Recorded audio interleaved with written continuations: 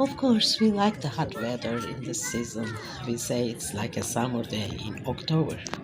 When we think that that's a result of global warming, that happiness turns into a worry. Anyway, another day to take a walk in Çeşme, Turkiye. It's almost November. Ekim'in son günleri ve hava çok güzel.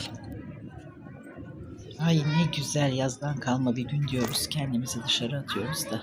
Ah işte global ısınmanın sonucu olmasa.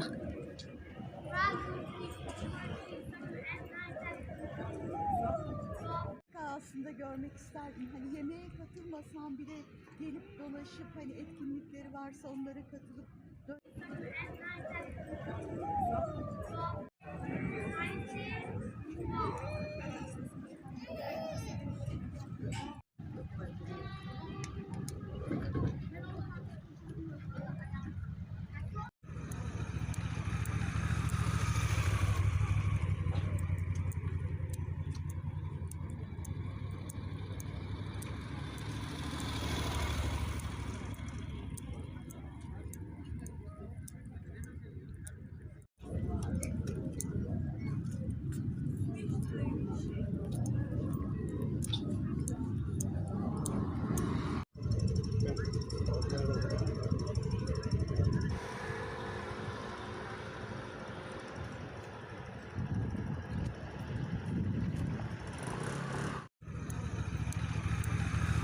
Guys, I totally appreciate it if you hit the subscribe button.